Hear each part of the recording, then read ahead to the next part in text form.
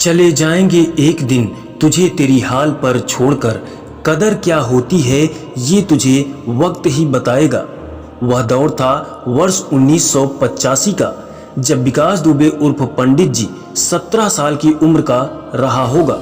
उस समय उसने कानपुर कन्नौज बॉर्डर पर पड़ने वाले गांव गंगवापुर में पहली हत्या को अंजाम दिया था। यह गांव विकास दुबे का ननिहाल भी था। इस हत्याकांड में उसे कोई सजा नहीं हुई, जिसके बाद वह और मनबड़ हो गया।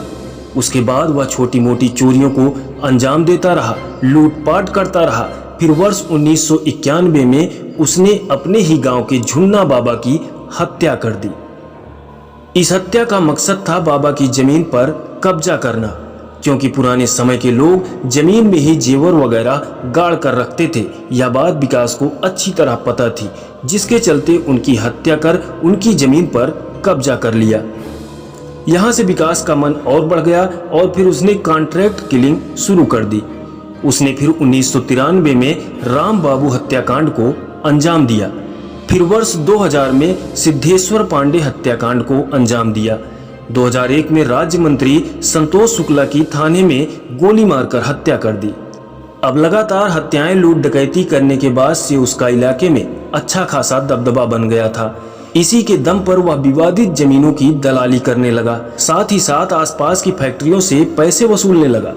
जितनी बड़ी फैक्ट्री उतना बड़ा पैसा वसूली करता था। विकास दुबे हथियारों का शौकीन था। जब उसकी गाड़ियों का काफिला निकलता था तो उसके साथ 10 से 15 लड़के रहते थे, जो अलग अलग हथियारों से लैस होते थे। विकास दुबे हमेशा अपने साथ 20 से 25 लड़कों का जत्था लेकर चलता था। इसमें ज्यादातर गांव के नवयुवक हुआ करते थे, जिसमें बहुत कम ही लोग बाहर के होते थे। पिछले 15 सालों से उसके घर में ही प्रधानी रही, तो गांव वालों की जरूरत के मुताबिक सबकी सरकारी योजनाओं से लेकर रुपए पैसे तक की मदद करता था।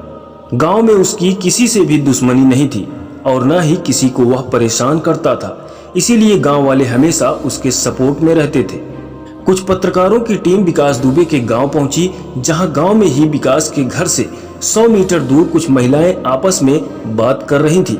जैसे ही पत्रकारों ने उनसे विकास के बारे में बात की तो उन्होंने बताया कि गांव में ठाकुर, ब्राह्मण, लोधी, सोनकर लोग रहते हैं, लेकिन गांव में विकास ने किसी को परेशान नहीं किया।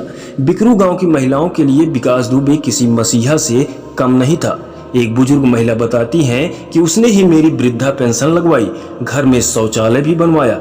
जबकि वहीं पर मौजूद दूसरी बुजुर्ग महिला कहती हैं कि घर के मर्दों को काम भी दिलवाता था, कुछ दुख दर्द लेकर पहुंच जाओ तो मदद भी करता था। वह बताती हैं कि गांव की महिलाएं उनके सामने घूंघट नहीं उठाती थी।